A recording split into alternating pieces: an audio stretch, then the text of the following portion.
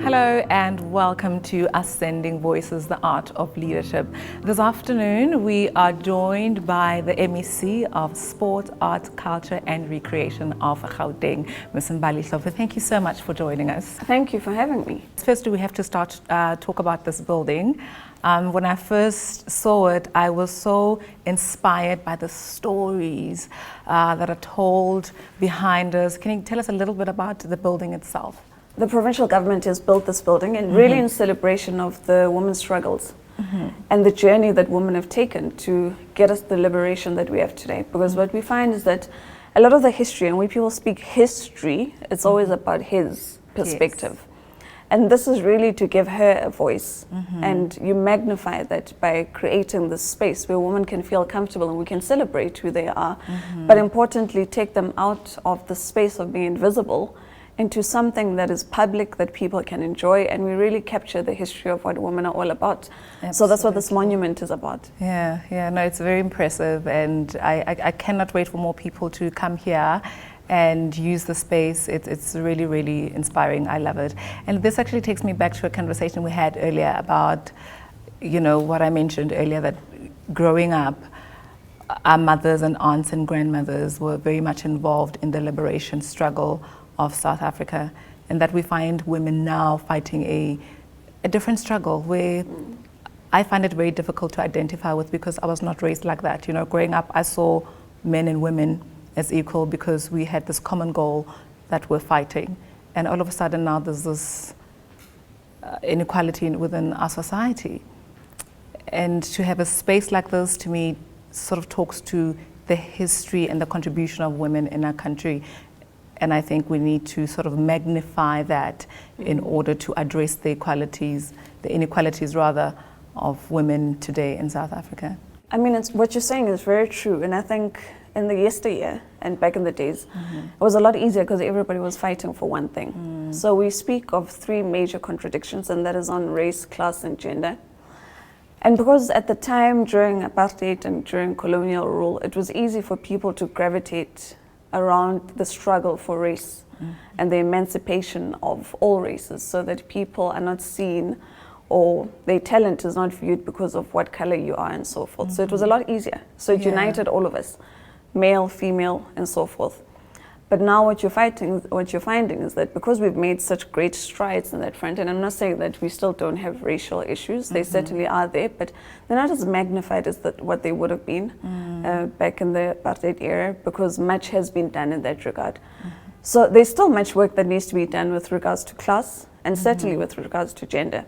And I think those are struggles that you can see, they're becoming more pronounced. And it becomes more pronounced, particularly when you deal with issues such as your COVID pandemic, and where you saw that people could not go outside and were all captured within our homes and so forth.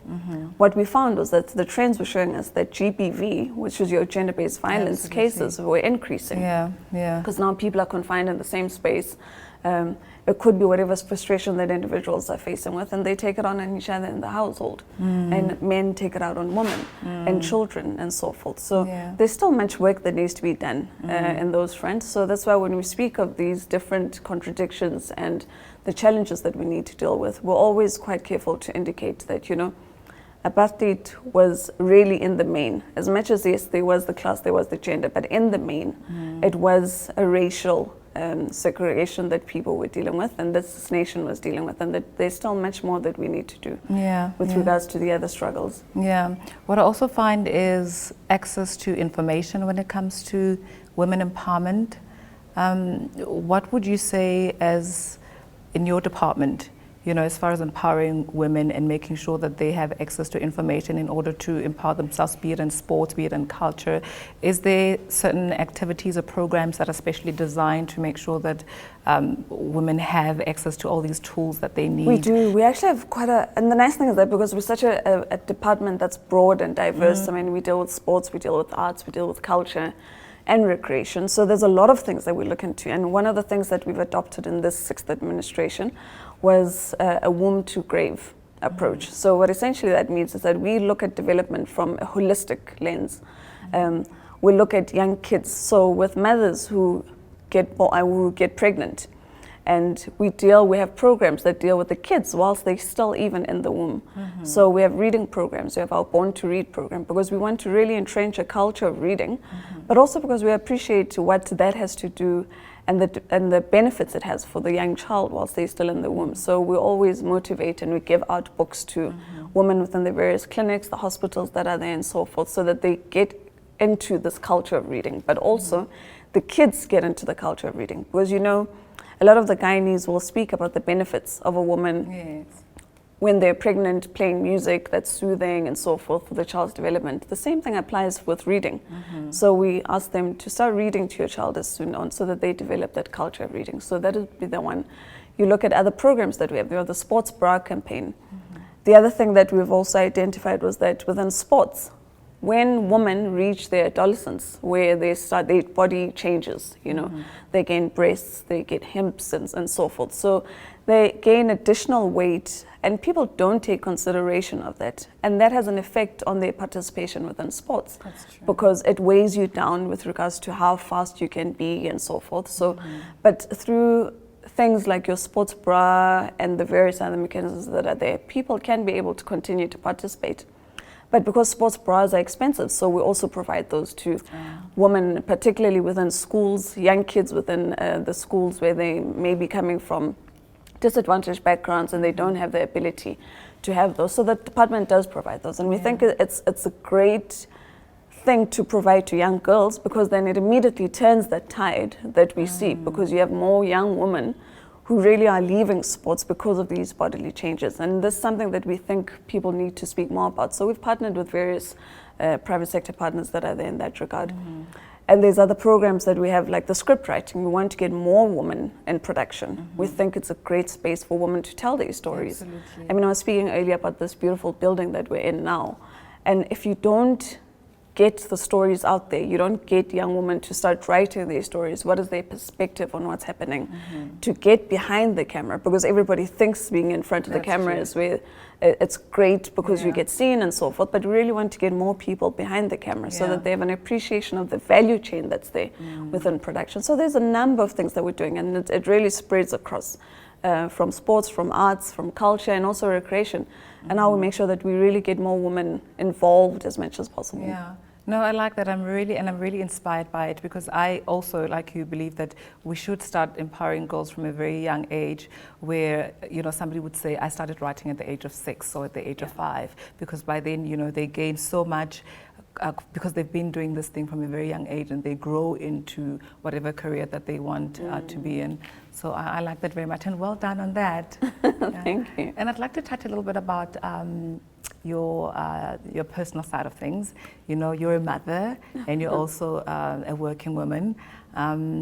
Like I said, it's not necessarily my favorite question to ask, but it is a fact. As a mom, and you're a working woman, and you, particularly looking at your office, where you're responsible for quite a lot of things and portfolios. How do you balance all of this and still making sure that you're still yourself, you're still honoring, Mbali, and that you are still you? It's such an interesting question. It's funny because it seems like such a simple question, but it's really not as simple as. But we make it work, and I think every woman out there really does their best, because there's so many of these roles that we all have to juggle. I mean, you're a mother, you're a sister, you could be a provider, you could be the breadwinner, and so forth. And there's so many roles that women have to play that we never take consideration into. And I think, like everybody else, you really just make it work. Because you've got all these challenges, and there's so much that is there, that everybody looks to you, and you've got this mandate that you need to deliver on and stuff. But you just find creative ways of making sure that you're available to everybody, of being present, and I think that's the greatest thing. It also does assist to have a great support system, which is not just a female thing, but it really also is a male thing. It's about having a great support system around you, where you have people who can be able to hold your hand, people that you can speak to now and again and so forth. And I think that's just really, we make it work. And I must say, there's something very inspiring about the province, and I'm not just saying it because I was born and raised here, but it's such a, it's, number one, it's an economic hub. It's where everybody comes to get inspired and live out their dreams, and it's a very busy province, and there are families. When you see people who are still able to work hard, have families, reach their goals, it sort of says to you, I can do it as well. So in a way, I find it such a difficult but also very inspiring province, because this is a province that says anything is possible, anything can be accomplished. Absolutely, and we pride ourselves in that as a province. I mean, we call ourselves as the home of champions. It's not just something we say, but we really live it. If you consider that we're the economic hub, not just of the country, but really of the continent, and it's a melting pot of everybody. Everyone comes here to better themselves, to get there, to really thrive. And that's something that we take great pride in as a province, and we make sure that all our departments really work in an integrated manner, because we understand that we have to protect our crown, and that is the crown of being the home of champions. So everyone comes here. I mean, whether you're coming from Eastern Cape, KZN, Free State, wherever. And if you look at your athletes that are here, you've got Caster Semenya, who's from Limpopo. Young girl, great talent. She comes here and she becomes a superstar. And she's able to take her career to the next level because of the platforms that are there for her to go that far. It's not just her. If you look across the arts, you've got your Casper Nyovest, your Bonang, whoever. A number of these big stars that you'd speak about who were born elsewhere, but have really come here and have been able to take the talent to the next level. And I think that's just the beauty of it. And we certainly invest a lot in ensuring that we keep it the economic hub. We make sure that there's a lot of opportunities that are there. It certainly does create a lot of problems for us, because then the successes that we have also create a number of challenges, because everyone gravitates here. And it's not just from neighboring provinces, it's also from neighboring countries and so forth. So it does create quite a backlog in housing and all these other services that we need to provide. But we understand that it is the nature of the beast. When you've been able to really work yourselves up and continue to be this prime province where everybody wants to be in.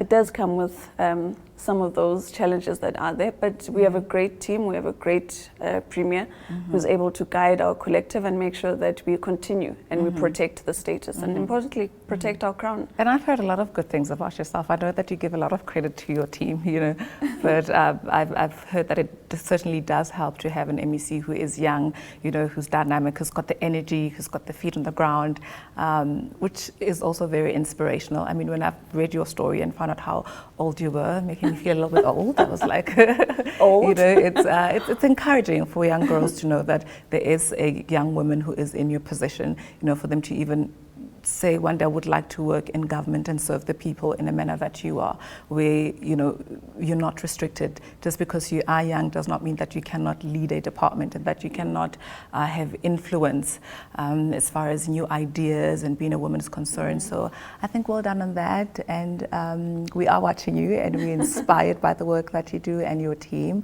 I've been watching you and the interactions between you and your team, and it's really encouraging, because it says to young people there is room for them, and especially for women, to say there is room for you to serve people in the province and government and in South Africa. So, thank you. Yeah, well done on that.